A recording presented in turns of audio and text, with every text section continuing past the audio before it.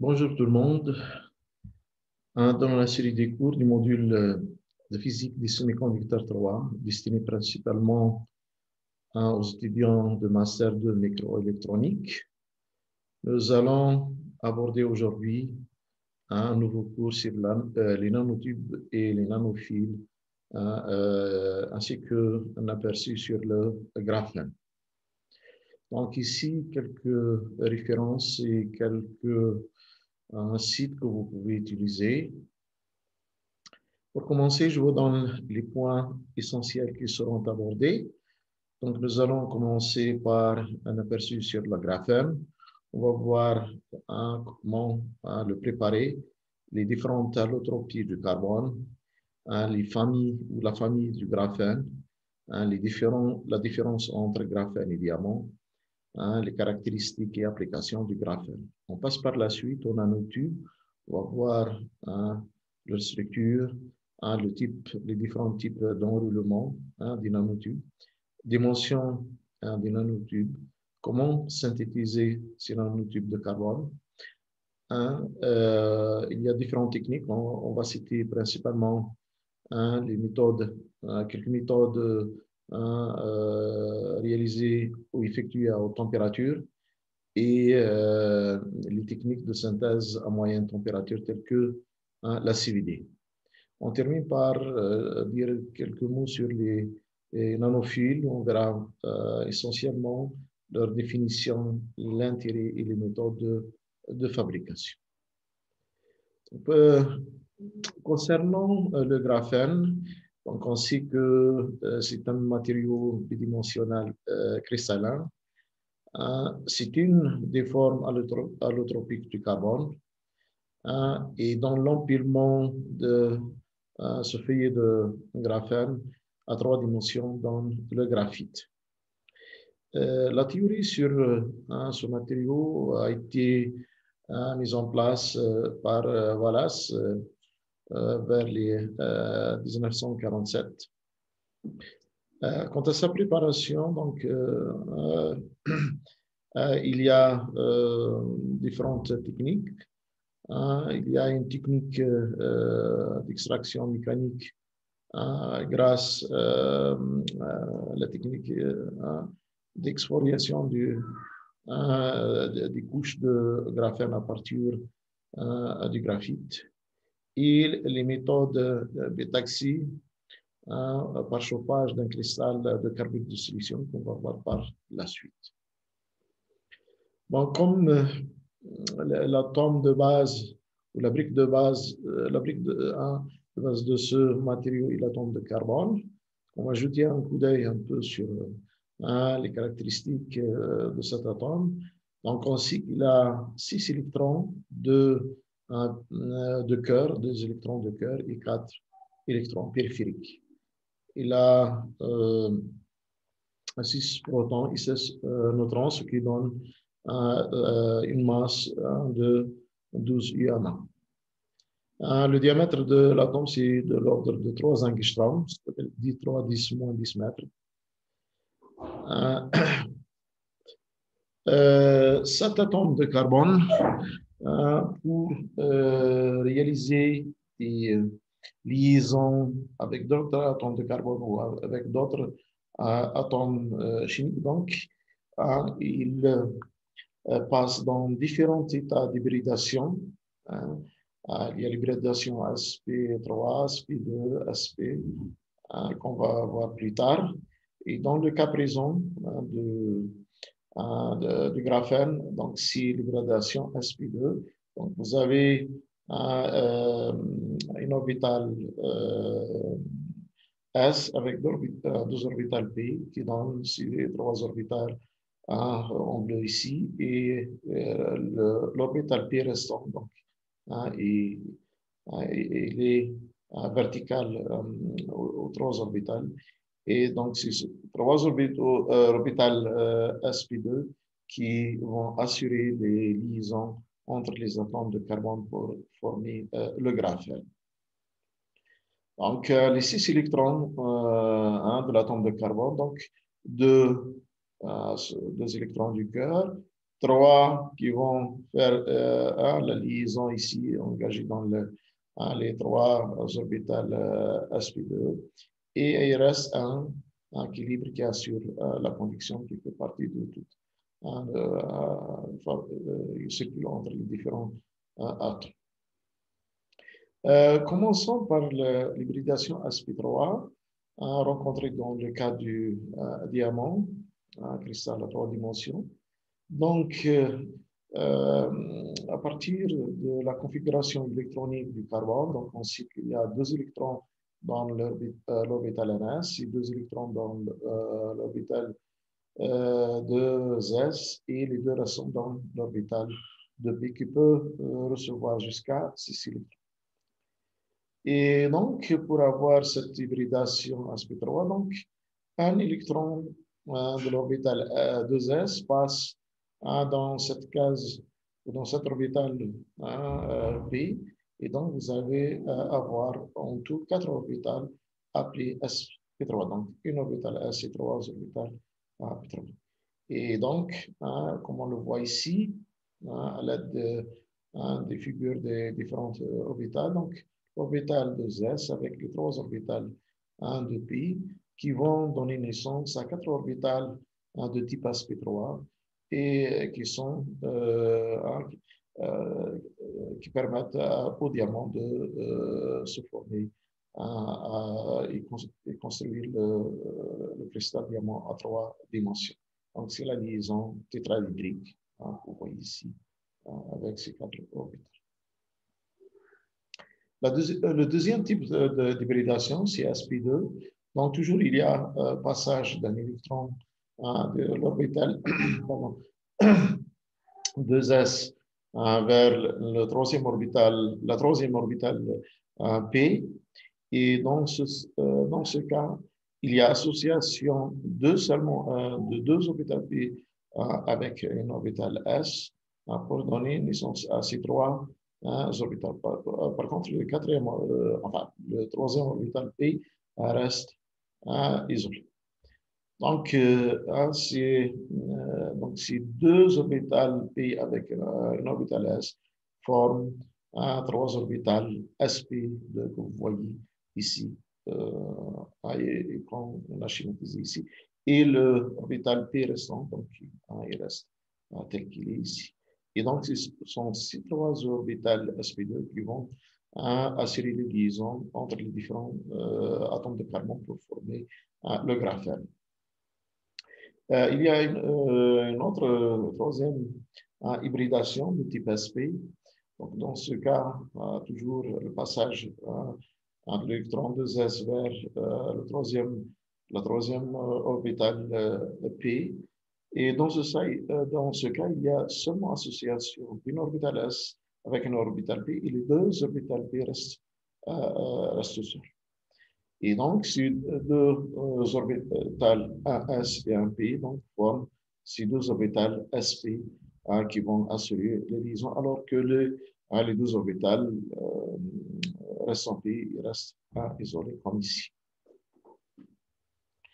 Donc, comme on vient de le dire, pour le cas du graphène, donc c'est l'hybridation sp2 qui donne les 3 orbitales ici sp2 en couleur entre le vert et le bleu ciel ici. Donc, qui viennent de l'association d'une orbitale S avec les 2 orbitales pi et le troisième reste tel qu'il est. Et donc, ces 3 orbitales hybrides sp2, ce sont eux qui vont assurer les liaisons entre les différents atomes de carbone, comme vous les illustré ici dans cette figure, pour réaliser la structure graphène. Pour le carbone, il y a différentes allotropies, c'est-à-dire il y a pour le même atome, il y a différentes associations dans l'espace pour former différentes structures. Donc, vous avez l'association à 3 dimensions qui vous donne le diamant. Il y a le graphite qui est un empilement de fils de graphène. Et il y a l'anxdalite, qui est une association à trois dimensions. Il y a les fluorines qui ont plusieurs variantes, qui sont, c'est-à-dire c'est la fermeture d'un fil de graphène, qui donne naissance à ces différentes structures fluorines. Il y a aussi le carbone amorphe, donc qui n'a aucune structure organique. Et le fil de graphène, quand il se ferme, il constitue un type dans ce sens, comme ici, donc il va vous donner, naissance à un nanotube. Pour la famille du graphène, donc, vous avez la structure du graphène qui est bidimensionnelle. Donc, si ces feuilles s'empilent à trois dimensions, donc ils donnent naissance au graphite. Par contre, s'ils se ferment sous forme de cylindre, donc ils donnent naissance à un type de carbone. Par contre, s'ils se ferment totalement, donc ils donnent à naissance aux différentes molécules fluorines, comme on vient de le voir déjà dans le diapositive précédent. Pour le cas de l'hybridation sp3, donc on vient de le dire, donc c'est le cas sur le cristal qui se forme à trois dimensions, donc le cristal ordonné de diamant. Donc avec la fameuse angle entre ces deux orbitales qui est de l'ordre de 109 degrés. Bon, concernant les caractéristiques du graphène, donc, comme on vient de le voir, il a une structure hexagonale blonde. La formule chimique, donc, c'est l'atome de carbone avec un certain nombre N. Pour la couleur, c'est un solide de couleur noire mat, comme le graphite. L'une de ses caractéristiques intéressantes, c'est la mobilité électronique, qui varie entre 200 000 et 250 000 cm² par volt et par seconde. C'est l'une des caractéristiques les plus importantes du graphène. Il y a aussi une bonne conductivité thermique qui est de l'ordre de 5300 watts par mètre et par degré K.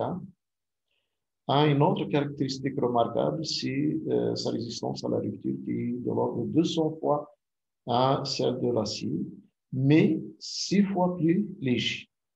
C'est vraiment intéressant. 200 fois plus résistant que l'acier et 6 fois plus léger. Les applications envisagées en électronique pour réaliser des transistors ultra rapides grâce à cette mobilité informatique. On peut aussi, grâce à son absorption des ondes radio, donc on peut envisager dans la sécurisation de certaines zones de la propagation d'ondes radio.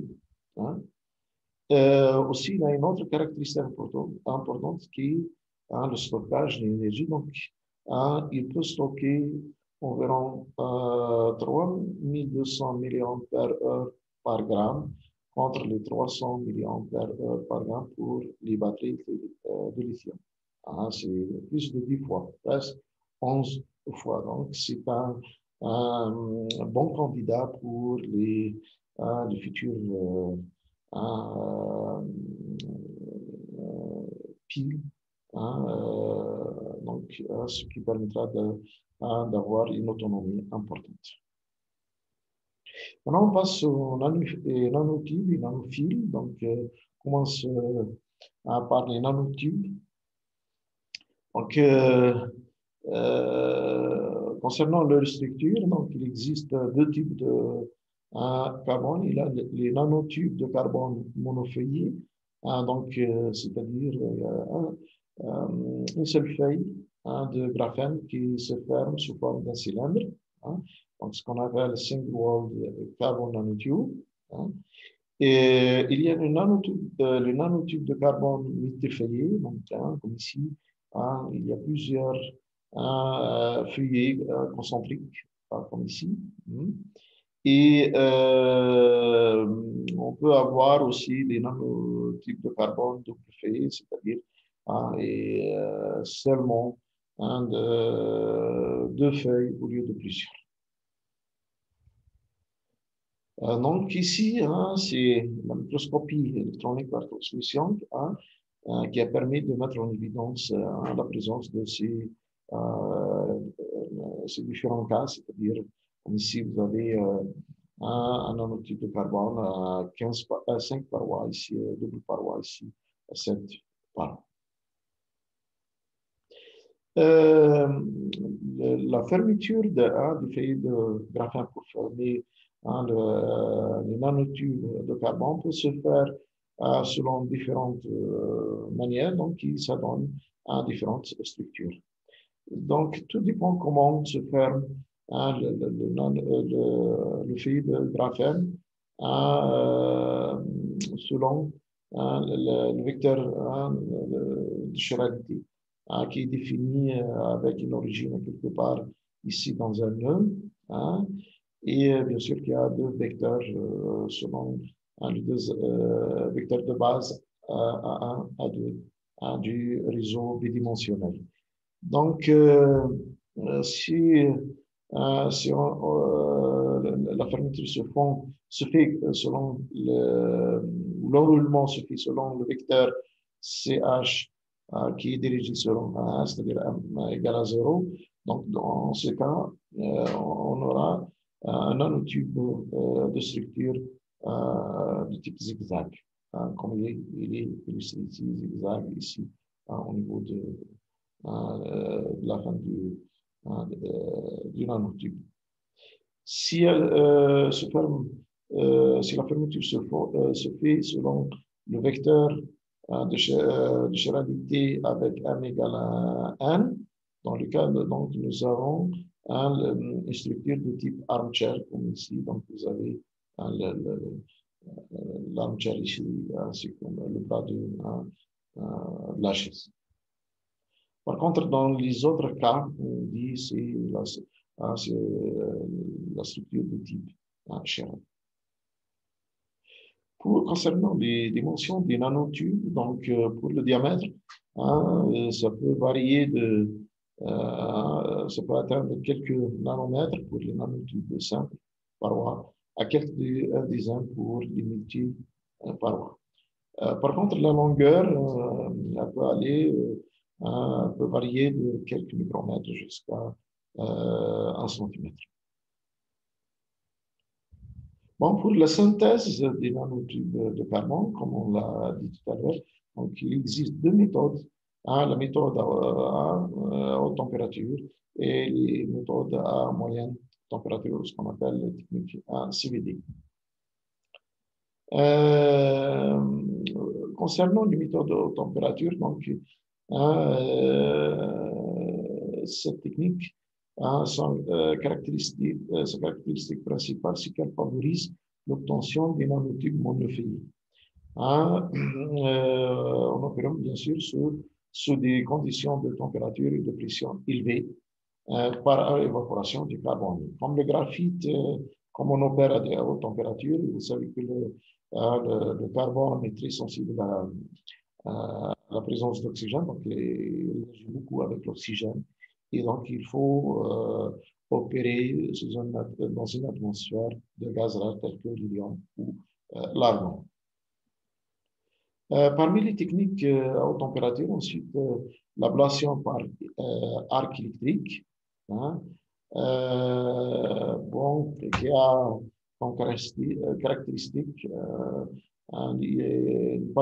cette technique n'est pas coûteuse et elle est assez fiable, mais le processus de cette technique est complexe parce que on ne peut pas contrôler le résultat. Et donc, elle ne permet pas d'obtenir une grande quantité de son matériau qu'on peut exploiter. La deuxième technique à haute température, c'est la technique d'ablation laser, donc qui consiste à ablater une cible de graphite avec un rayonnement laser de forte énergie, qu'il soit un laser pulsé ou continu. Mais cette technique, premièrement, elle est coûteuse, mais elle est facile à contrôler. Donc, puisqu'elle est facile à contrôler, donc elle permet d'étudier la synthèse donc elle permet d'obtenir uniquement du produit désiré.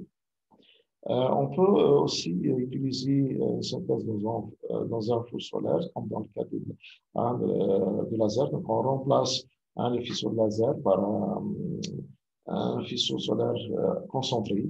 Et donc, en vaporisant du graphite, ce qui permet de synthétiser des nanotubes par cette technique. Bon, ces techniques à haute température, donc elles ont certains avantages et aussi des inconvénients. Donc, parmi les avantages de ces méthodes, c'est qu'elles permettent de synthétiser des nanotubes monofeuillés, ça d'une part. Elles permettent aussi de former des produits relativement purs. Mais tout de même des inconvénients. C'est à titre d'exemple la difficulté de contrôler la longueur des nanotubes optiques. En plus, on obtient de véritables amas de nanotubes qu'il faut dissocier pour pouvoir faire des applications. Donc, voilà, c'est grosso modo un peu les avantages et les inconvénients des méthodes à haute température. Concernant la technique moyenne température, on utilise plus la méthode CVD, c'est du dépôt vapeur en phase dépôt chimique en phase vapeur. Donc, dans ce cas, on utilise une source de carbone liquide dans une solution de toluène de benzène ou même une source gazeuse à laquelle il faut ajouter un précurseur métallique tel que le fer, le nickel qui joue de catalyseur. Cette solution est transformée en aérosol qu'on transporte par un gaz noble tel que l'argon pour l'amener jusqu'au four à une température comprise entre 750 degrés et 900 degrés. Dans ce cas, les nanotubes se forment sur les parois en verre ou bien sur des substrats en silicium. Donc, après formation de ces nanotubes, ils vont subir un recueil sous une atmosphère bien sûr inerte pour éviter leur oxydation, ce qui permet aux nanotubes de s'ouvrir d'une part et permettre aux impuretés de s'échapper et aussi bien pour permettre à ce type de salut.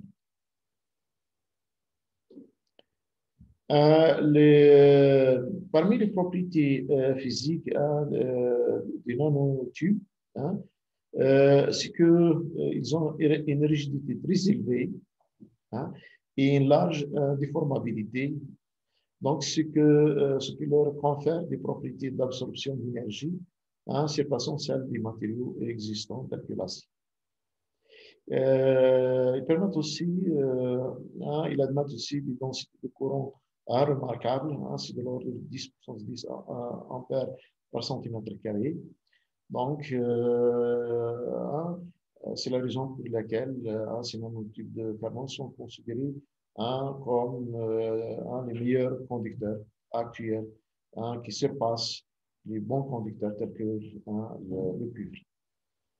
Et aussi, ils ont une bonne absorption de la lumière qui atteint pratiquement 100%. Les applications des nanotubes, ils permettent de réaliser des contacts de faible résistance avec pas mal d'autres matériaux qu'on utilise en microélectronique. Et puisque grâce à leur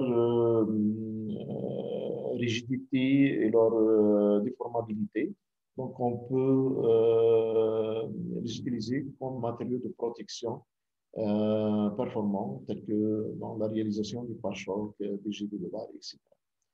Et on peut aussi les utiliser pour stockage de l'hydrogène, pour préparer des canons électriques, construire un ascenseur spatial. Bon, c'est un projet un peu ambitieux, mais difficile à réaliser dans un futur proche. On peut aussi les utiliser pour la séparation des gaz et les liquides. Donc, concernant les nanophiles, quand est-ce qu'on dit qu'il s'agit d'un nanophile, hein, c'est quand le rapport longueur sur la largeur est supérieur à 10 avec une largeur de quelques dizaines de nanomètres. Donc, si vous avez un objet avec la longueur qui est 10 fois, de 10 fois sa largeur, avec une largeur d'une dizaine de nanomètres, donc on dit qu'il s'agit d'un nanophile. Quel est l'intérêt de ces nanophiles? Hein, L'intérêt réside dans leur faible dimension, donc ce qui permet d'envisager leur application en microélectronique, par exemple. Concernant les méthodes ou les techniques de fabrication des nanophiles, il y a deux principales techniques. Donc, il y a les méthodes dites top-down, donc empruntées à la microélectronique, c'est-à-dire en utilisant la lithographie. Donc, on part d'objets à l'échelle macroscopique et on commence à l'aide de la lithographie à isoler des éléments petits. Et donc, on arrive à construire ces nanophiles. Et il y a une méthode qui est inverse, c'est-à-dire on dit bottom-up, donc qui est inspirée des procédés chimiques. Donc, on part des atomes ou molécules qu'on essaye de déposer sur des substrats convenablement choisis. Et donc, on arrive à faire pousser des nanophiles. Voilà, grosso modo, un peu l'essentiel sur ces nanotubes, le graphène plutôt, les nanotubes, les nanophiles. Voilà, je vous souhaite bonne lecture.